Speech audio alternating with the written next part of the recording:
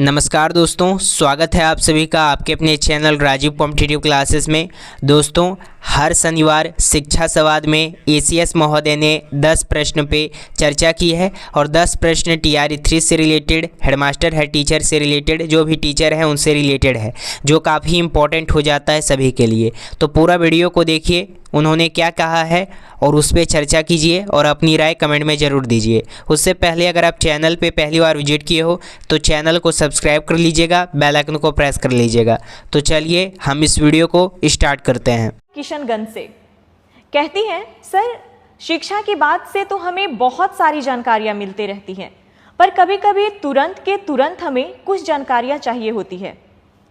ऐसे में हम आपको तुरंत ही व्हाट्सएप करते हैं, कभी कभी कॉल भी कर देते हैं। सर उसका मुझे कुछ पता नहीं चलता है, कृपया बताएं कि उस मैसेज का क्या होता है। देखिए, मैं देखता तो सभी हूँ, मैसेज है, कॉल है और बड़ी संख्या में आते हैं और कभी कभी एक एक घंटे में 50 मैसेज और 50 कॉल भी आ जाते हैं। बहुत सारे लोग ट्रांसफर पोस्टिंग के बारे में पूछते हैं, कुछ लोग मिड डे मील की शिकायत करते हैं और विभिन्न प्रकार के इश्यूज़ के बारे में लोग बोलते हैं। लेकिन देखिए, किसी चैनल को फ्लड कर देना और किसी चैनल में इतने सारे मैसेजेस एक साथ भेजना, उससे क्या होता है कि उसका फिर कंप्लायंस का भी इश्यूज़ हो जाता है। हम लोगों ने एक ग्रीवांस हैंडलिंग सिस्टम बनाया था, आपको याद होगा, मैं पिछली बार भी मैंने कहा कि आप उसमें पोस्ट करिए, उसको मैं रोज़ सुबह और शाम देखता हूँ और देखता हूँ क्या कार्रवाई होती है। अगर आप व्हाट्सअप, अगर आज जैसे आपने 9 बजे मुझे किया, 11 बजे होते होते वो आपका 150वां मैसेज हो जाएगा। मतलब वो इतना नीचे चला जाएगा कि उस मैसेज का अहमियत और उस पर कोई ध्यान ही नहीं जाएगा मेरा, क्योंकि हर घंटे 50 मैसेज, 60 मैसेज, 100 मैसेज आते हैं, कॉल भी बहुत आते हैं और सारे अननोन नंबर से ही आते हैं। जैसे आप देखते हैं टीचर लोगों का सारे अननोन रहता है। मैं कभी कभी मैं सबको नोट करता हूँ और मेरा कार्यालय कॉल बैक करता है और मेरा बस यही अनुरोध है, मैं ज़रूर सभी टीचर से 1-to-1 संपर्क में रहना चाहता हूँ, किंतु जो सबसे आपातकालीन वाले इश्यूज़ हैं, कभी कभी बहुत आपातकालीन स्थिति में भी टीचर्स फ़ोन करते हैं और मैसेज करते हैं, उस मैसेज को तो बहुत ध्यान से देखता हूँ। मतलब कोई टीचर कोई क्राइसिस में है या उसको विशेष समस्या है। लेकिन रूटीन में अगर आप पूछने लग जाएं कि मेरा ट्रांसफ़र कब होगा, मेरा क्या हुआ, मेरा इस आवेदन का क्या हुआ, मेरा HRMS ऑनबोर्डिंग नहीं हुआ, मेरा प्राण ठीक नहीं हुआ, तो वो सब मैसेजेस जो हैं वो टेक्निकली हम उम्मीद करते हैं कि वो हमारे जो ग्रीवांस हैंडलिंग पोर्टल है उसके माध्यम से प्राप्त हों, ताकि मेरा ऑफिसर भी देख सके, मैं भी देखूंगा, वो भी देखेंगे और समाधान करूं। लेकिन क्राइसिस ज़रूर, कोई क्राइसिस हो तो वो तो मैं देखता ही हूँ। बहुत बार आया है, बहुत बार क्राइसिस वाले मैसेजेस आए हैं और उस पर हम लोगों ने ध्यान दिया है। बट बहुत ध्यान रखना पड़ता है कि पता चला वो क्राइसिस वाला मैसेज पहुँच गया 250 मैसेज पे और जो साधारण या रूटीन मैसेज जो है वो चले जा रहे हैं। सरकारी नंबर है, सब जगह सबको पता तो चल ही जाता है, किंतु थोड़ा कौन सा मैसेज किस चैनल में भेजना हो और कौन सा मैसेज किस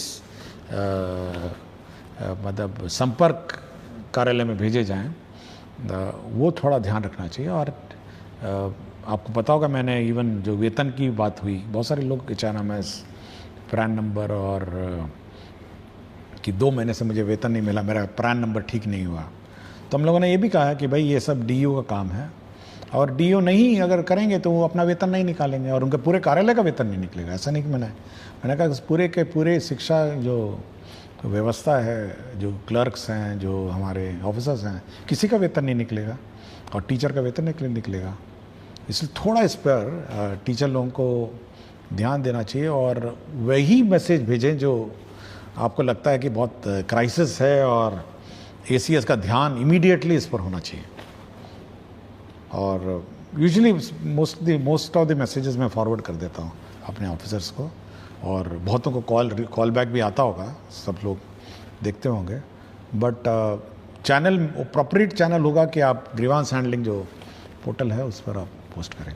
सर दूसरा सवाल स्मिता श्री, उत्क्रमित उच्चतर माध्यमिक विद्यालय असुरारी बरौनी बेगूसराय से।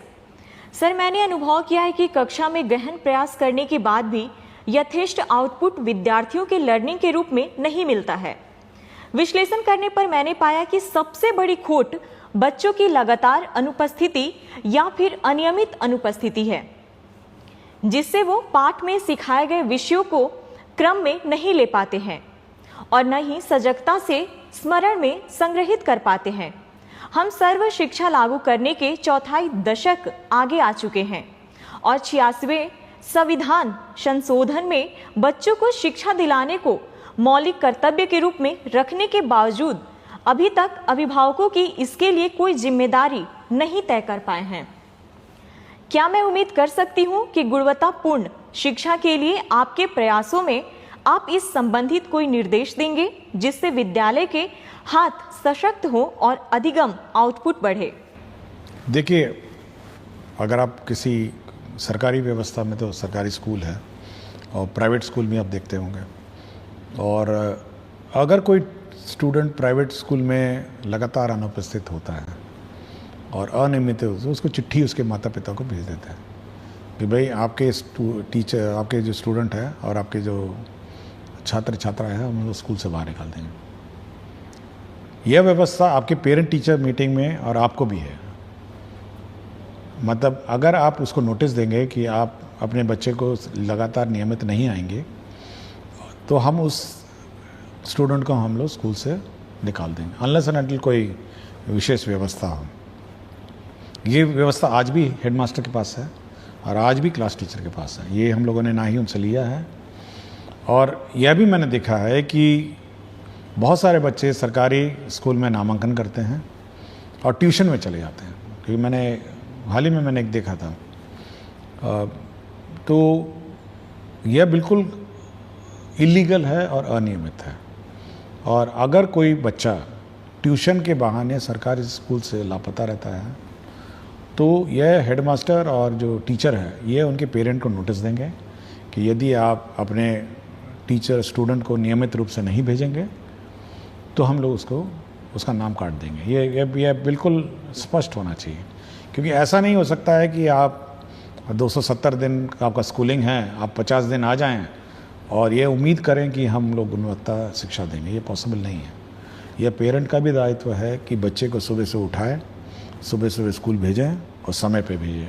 बहुत सारी समस्या हो सकती है, कोई व्यक्तिगत विशेष समस्या हो सकती है, और मैं चाहूँगा कि ये बिल्कुल ये सख्ती टीचर्स भी बरतें और हेडमास्टर भी बरतें और पेरेंट्स को सचेत कर दें कि अगर आपका बच्चा नहीं आएगा, एक बार लिखित में दे दें कि भाई देखिए ऐसा सा है, आपका बच्चा फलाना दिन इस महीने में इतने दिन आया और इतने दिन नहीं आया, और ये बिल्कुल खेद का विषय है, और ये इसमें अगर सुधार नहीं होगा तो हम आपके बच्चे को स्कूल से बाहर निकाल देंगे। यह चेतावनी देनी चाहिए। हम वो वाला सिस्टम नहीं लागू कर रहे हैं कि 3 दिन में अगर स्कूल में नहीं आया तो नाम काट दिया जाए। हो सकता है कोई बीमारी हो सकता है या कोई घर पे कोई विशेष समस्या हो सकती है, लेकिन अगर डिलिब्रेट आप ट्यूशन में पढ़ेंगे या कहीं और जाके पढ़ते रहेंगे और इस स्कूल में नहीं आएंगे, तो अनावश्यक रूप से आप पूरे शैक्षणिक माहौल को बिगाड़ेंगे। तो इस टीचर्स और हेडमास्टर इस संबंध में सजग रहें, और पेरेंट टीचर्स मीटिंग में पेरेंट्स नहीं आते हैं तब भी चेतावनी दें। थोड़ी कड़ाई करनी पड़ेगी। देखिए, शैक्षणिक व्यवस्था ऐसे नहीं हो सकती है। यह कोई ऐसा व्यवस्था नहीं है कि हम लोग वन साइडेड मेहनत कर रहे हैं और वहाँ पे अभिभावक इसको लाइटली ले रहे हैं या बच्चे बहुत लाइटली ले रहे हैं। नहीं, ये नहीं ले सकते। सरकार कितना पैसा इसमें डालती है, कितना टीचर बहाल कर चुके हैं, कितने बुक्स आपको फ्री दिए हैं, कितना स्कॉलरशिप देती है, कितनी राशि इसमें व्यय होता है। इस व्यवस्था को लाइटली नहीं लिया जा सकता है। हम मेहनत करेंगे तो अभिभावक को भी मेहनत करना पड़ेगा और बच्चों को भी मेहनत करके स्कूल में आना पड़ेगा। ये दोनों तरफ है। टीचर्स बहुत मेहनत कर रहे हैं, बिल्कुल ठीक बोली हैं कि इतनी मेहनत करती हैं, उसके बाद भी बच्चा अगर गायब हो जाएगा तो कार्रवाई हो जानी चाहिए।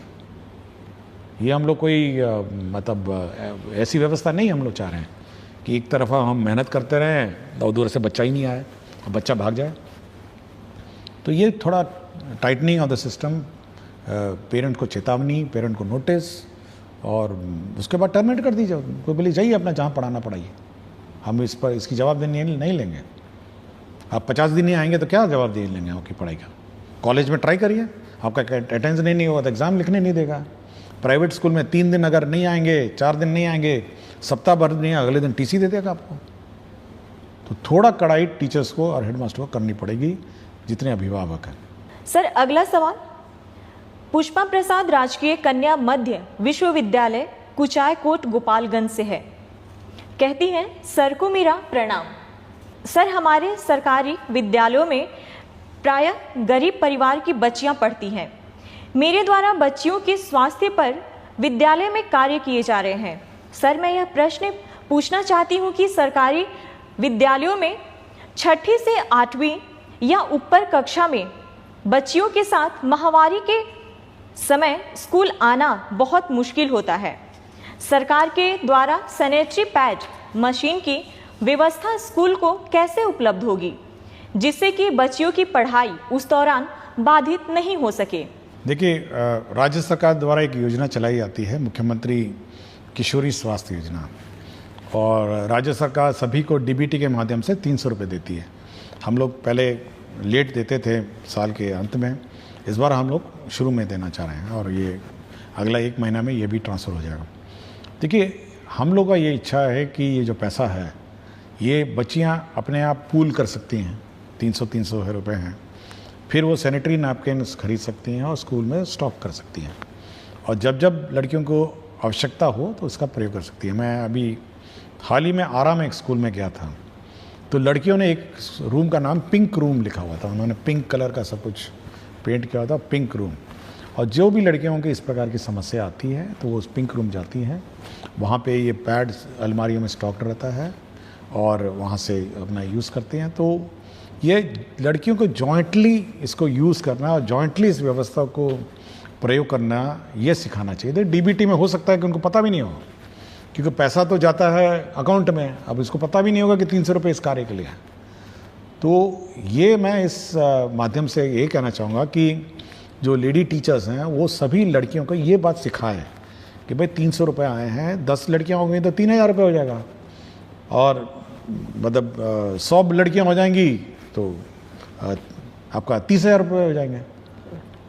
तो ये सब इकट्ठा करके एक साथ वो परचेज़ कर सकती हैं इन लॉट्स और फिर यूज़ कर सकती हैं।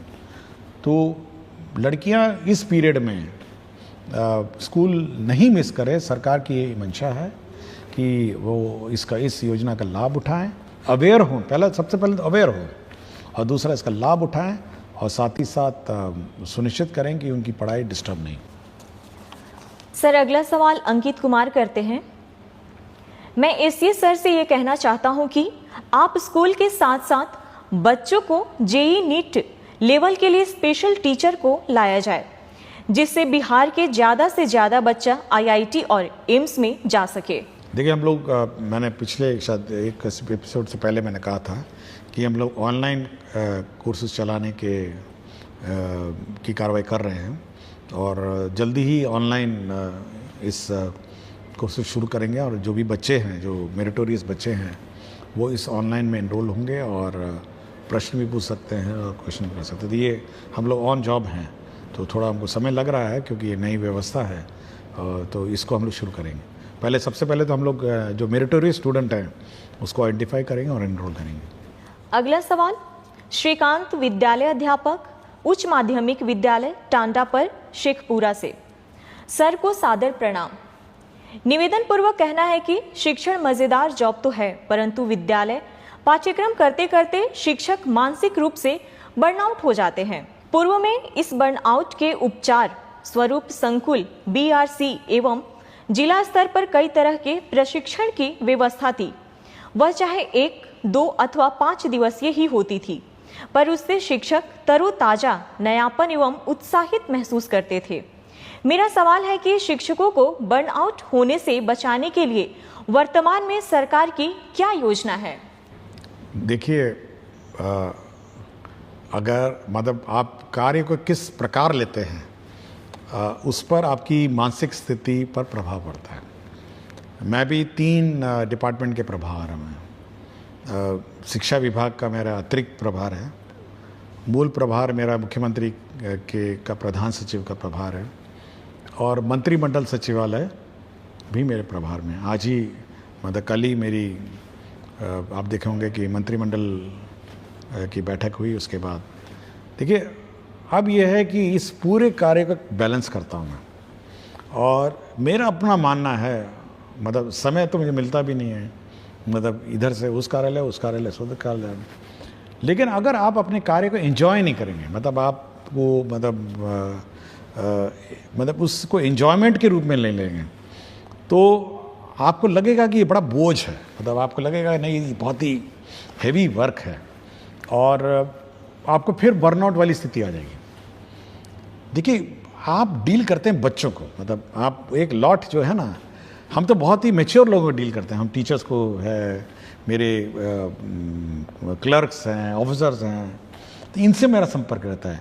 लेकिन आप सोचते हैं वो चहचहाते बच्चे जो हैं, जो सीखने की ललत है, तो आप उसमें इन्वॉल्व जब हो जाएंगे ना, तो आपको बर्नआउट की व्यवस्था मतलब नहीं लगेगी। आप मतलब आप बोर हो रहे हैं, ठीक है, आप एक रूटीन जो कैलेंडर है, routine way of teaching, teaching के रूटीन में बदलाव कर लीजिए, थोड़ा FLN किट लाइए, कुछ प्लेइंग मोड से करिए, और कुछ बच्चों को इन्वॉल्व करके लर्निंग मोड के मतलब डेवलप करिए। हम लोग इस संबंध में ट्रेनिंग तो देते ही हैं, ये तो ऑब्वियसली ट्रेनिंग कंपलसरी है, और जो इन सर्विस ट्रेनिंग हम लोग कर रहे हैं, but day to day basis में बर्नआउट जो होता है ना, जब तक आप इन्वॉल्व होकर मतलब इस प्रोसेस को एंजॉय नहीं करेंगे, तो आपको ये पूरा प्रोसेस बोझ लगेगा। अगर हम समझ लें कि भाई मेरा ये 3 डिपार्टमेंट है, इसको हम बोझ समझ लें, आप सोचिए कि अंत में शाम के वक्त में क्या स्थिति मेरी हो जाएगी। मैं शाम के वक्त में आराम से जाता हूँ, पढ़ता हूँ, बहुत सारी किताबें पढ़ता हूँ, तो बर्नआउट वाली मेरी स्थिति तो है नहीं। और इसलिए टीचरों को मैं कहूँगा कि थोड़ा बच्चे जो हैं, बच्चों से इन्वॉल्व होइए, और टीचिंग जो रूटीन प्रोसेस है ना, उसमें थोड़ा ब्रेक करके गेम्स, FLN इसके माध्यम से करिए, तब आपको बर्नआउट नहीं लगेगा। और कोशिश करिए, हम लोग कुछ व्यवस्था निकालेंगे, बाद में टीचर्स को बुलाएंगे कि कैसे इस व्यवस्था को और सुदृढ़ किया जाए। बट मेरा अपना कहना है कि थोड़ा बच्चों के बीच बैठ के मतलब हंसी मजाक ही चलिए सही 5 मिनट, तो बर्नआउट की स्थिति आपकी ठीक हो जाएगी। मैं भी करता हूँ, कभी कभी मैं मतलब मजाक करता था 5 मिनट, तो मैं बिल्कुल ठीक ठाक हो जाता हूँ। तो ये थोड़ा आप कर सकते हैं। अगला सवाल श्रवण कुमार, प्रभारी प्रधानाध्यापक, प्राथमिक विद्यालय भरतदास मंदिर, रोसड़ा, समस्तीपुर से। कहते हैं विद्यालय के लिए भूमि जो कि अतिक्रमित उपलब्ध रहने के बावजूद भवन निर्माण न होने के कारण डायस कोड निलंबित है, जिससे बच्चे सभी वित्तीय लाभ से वंचित रहते हैं। यूडायस पोर्टल एवं ई शिक्षा कोष पोर्टल पर बच्चों के विभिन्न रिकॉर्ड का संधारण नहीं हो पाता है। मंदिर परिसर में ही विद्यालय का संचालन किया जाता है, अतः अतिक्रमित भूमि को अतिक्रमण मुक्त कराते हुए विद्यालय भवन का निर्माण कर बंद डायस कोड चालू करवाने की कृपा करे, जिससे बच्चों को सभी योजना का लाभ प्राप्त हो सके। देखिए हम लोग एक नया स्ट्रक्चर बना रहे हैं कि पूरे राज्य में जितने भी स्कूल हैं उसका रेवेन्यू रिकॉर्ड्स बनाएं, और हर स्कूल में कितनी ज़मीन है, कितना इंक्रोच्ड है, तो भू संपदा पदाधिकारी जो होंगे और सहायक भू संपदा पदाधिकारी वो इन सभी जो विद्यालय हैं इसका रेवेन्यू रिकॉर्ड मेंटेन करेंगे। तो ये व्यवस्था हम लोग सभी स्कूल्स में कर रहे हैं, और एक पूरा इन्वेंट्री बनाएंगे कि ये ज़मीन है स्कूल की, इतनी ज़मीन है और इंक्रोचमेंट इतनी है, तो इस इंक्रोचमेंट को रिमूव किया जाए। तो भू संपदा पदाधिकारी और सहायक भू संपदा पदाधिकारी इसकी बहाली हम लोग जल्दी करेंगे, जो इस रेवेन्यू रिकॉर्ड को मेंटेन करेगा, मॉनिटर करेगा और इंक्रोचमेंट फ्री सभी स्कूल्स को करेगा। सर अगला सवाल संध्या और दीपा, वर्ग 5वीं, प्राथमिक विद्यालय प्रखंड कॉलोनी, फुलवारी शरीफ, पटना से। सिद्धार्थ सर, जब आप मेरे स्कूल में आए थे तो मुझे बहुत खुशी हुई थी, और जब हम छात्रों को मेडल पहनाकर सम्मानित किए थे तो और ज़्यादा खुशी हुई थी। लेकिन मैं कुछ कहना चाहती थी आपसे, लेकिन कह नहीं सकी। मेरे मन में कुछ प्रश्न हैं जो कि मैं सिर्फ आपसे कहना चाहती हूँ। क्या आप कभी हम बच्चों से भी बात करें? देखिए, कुछ दिन पहले मेरी किलकारी से बात हुई थी और मैं अब कोशिश करूँगा कि एक बार बच्चों की सभा आयोजित करेंगे और राज्य में सभी बच्चों को बुलाऊंगा, कुछ बच्चों को, 50-60 बच्चे, ज़्यादा बच्चे तो बुला नहीं सकता हूँ, लेकिन कम से कम 50 बच्चों को बुला के एक बार बैठ के बात करूँगा फिर से। तो कोशिश करूँगा कि उनकी बातें, उनके मन की बात सुनूँ और बच्चों के मन में बिल्कुल निष्पक्ष भाव से बोलते हैं और कोई बायस नहीं रहता है और कोई जात पात, अमीरी गरीबी, ऊंच नीच, किसी का भी उसमें भाव नहीं रहता है। वो बिल्कुल निष्पक्ष बोलते हैं और निष्पक्ष भाव से अपने विचार रखते हैं और बहुत सारी जो व्यवस्था सुधरी हैं वो बच्चों ने ही आइडिया दिया था। कुछ तो टीचर्स भी दिए हैं बट बच्चों के आइडियाज़। तो मैं कोशिश करूँगा कि कम से कम 50 बच्चों को बुला के अगली बार बात करके मैं उनसे बात करने की कोशिश करूँगा। अगला सवाल मोतबर आलम नवसृजित प्राथमिक विद्यालय कमार डांगी किशनगंज से।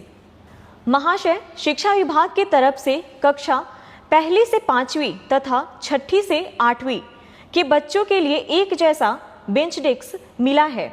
क्या 1 से 5वीं के बच्चों के लिए छोटे छोटे बेंच डेस्क की व्यवस्था है? देखिए, हम लोग अब बेंच डेस्क जो है अब एज वाइज है कर रहे हैं। हम लोग जो छोटे बच्चे हैं उसमें जूनियर बेंच हम लोग व्यवस्था कर रहे हैं और रंगीन बेंच है, लाल, पीला, हरा, नीला। तो इसलिए अब सीनियर बेंच जो है, बेंच डेस्क अलग होंगे और जूनियर अलग होंगे। तो इस साल हम लोग जूनियर बेंच डेस्क सैंक्शन कर रहे हैं ताकि जूनियर जो बेंच हैं वो बच्चों के लिए उपलब्ध हों। और हम चाहेंगे जहाँ जहाँ जूनियर क्लासेस में जो सीनियर बेंच लग गए हैं उसको सीनियर क्लास में शिफ्ट कर दिया जाए और जूनियर बच्चे, छोटे छोटे बच्चे जो है छोटे बेंच पे बैठे। तो इस साल हम लोग सैंक्शन कर रहे हैं। अगला सवाल नवीन कुमार प्राथमिक विद्यालय हरपुर होरिल में विशिष्ट शिक्षक हैं। कहते हैं, सर मेरा ये आग्रह है कि अगर सारे विद्यालय में कम से कम एक स्मार्ट बोर्ड की व्यवस्था हो जाती तो पढ़ाने में बहुत मदद मिलती। सर, आने वाले दिनों में विभाग इस पर कोई प्लान है?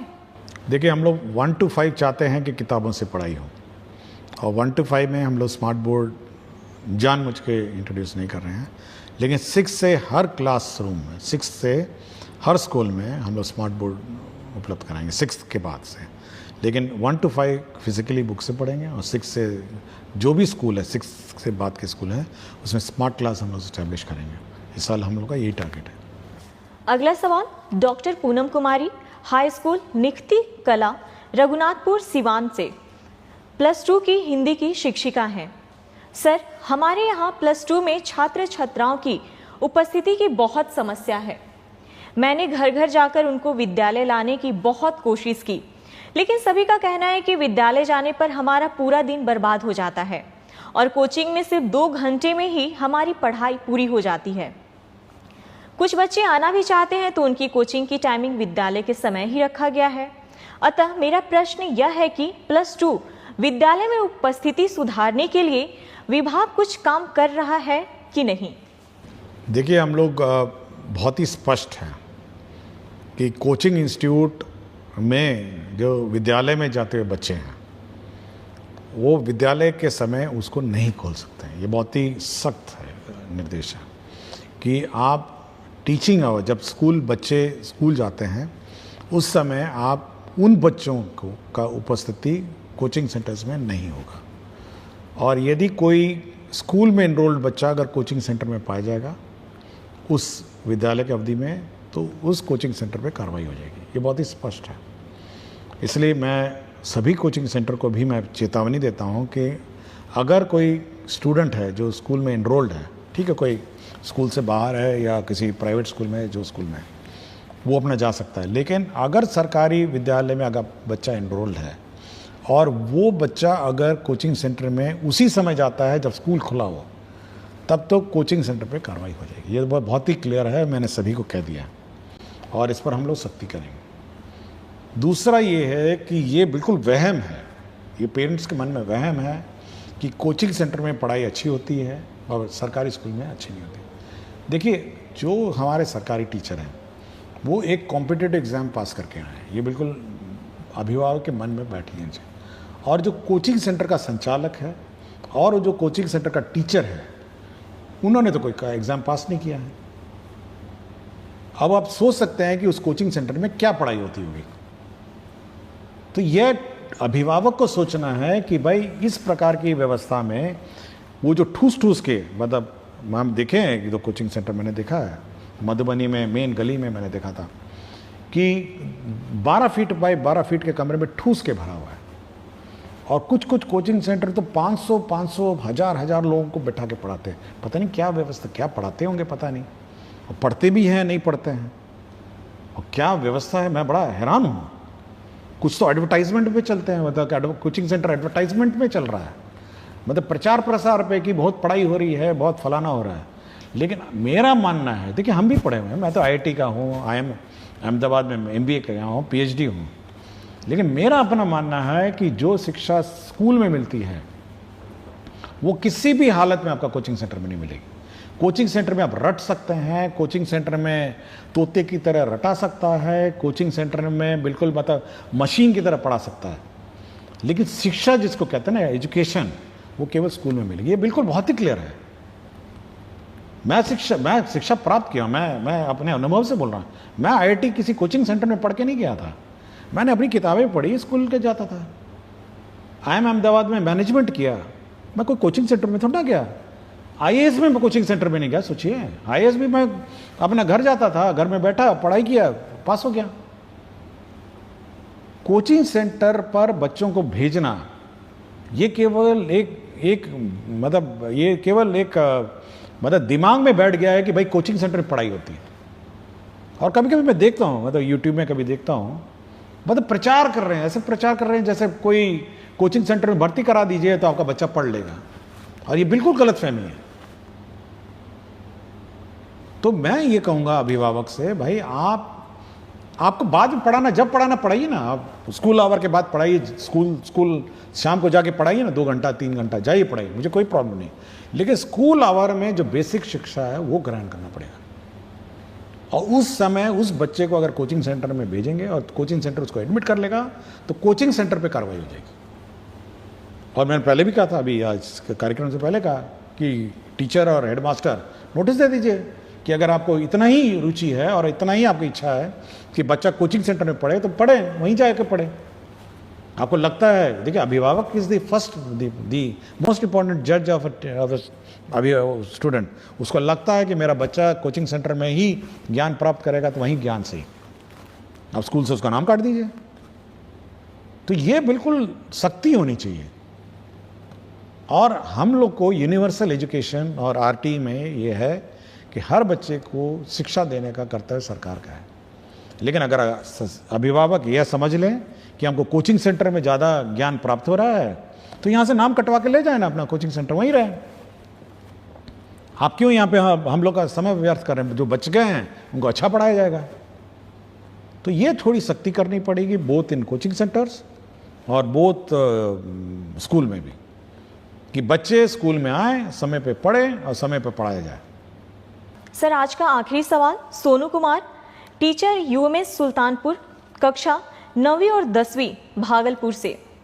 सर, BPSC टीचर रिक्रूटमेंट के लिए जो नियमावली 2023 में बनाई गई है उसमें BPSC शिक्षक जो अब राज्यकर्मी हैं उनको मिलने वाली किसी भी प्रकार के लीव्स या जिक्र नहीं है, जिससे टीचर्स को कोई प्रॉपर जानकारी नहीं हो पा रही है अपने लीव्स और उनके रूल्स के बारे में। अतः आपसे रिक्वेस्ट है कि अगर हो सके तो इसके विषय में विभाग की तरफ से एक लीव रूल और उसके प्रोसेस के बारे में कोई नोटिस या गाइडलाइंस इशू करवा दें, क्योंकि इन छोटी छोटी चीज़ों की जानकारी का अभाव होने के कारण HT या HM या BEO के द्वारा टीचर्स को परेशान होना पड़ता है।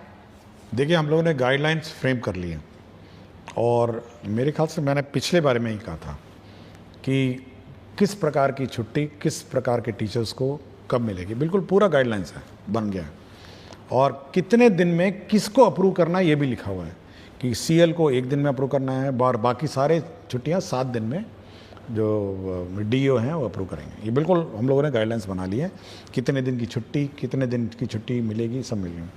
और ये भी लिख दिया है कि आपको केवल ऑनलाइन अप्लाई करना है, आप ऑफलाइन अप्लाई नहीं कर पाएंगे, आपको ई शिक्षा कोष से ऑनलाइन अप्लाई करना है और आपका अप्रूवल भी ऑनलाइन आना है। अगर 7 दिन में डीओ और हेडमास्टर ने निर्णय नहीं लिया, मतलब डीओ ने 7 दिन, सीएल तो 1 ही दिन का है, उसी दिन अप्रूव होना है। अगर 7 दिन में डीओ ने निर्णय नहीं लिया तो वो छुट्टी मानी जाएगी, अप्रूव्ड मानी जाएगी, मतलब डिफ़ॉल्ट। अगर 7 दिन में वो स्वीकृत करता है तो ठीक है, 7 दिन में अस्वीकृत करता है तो ठीक है।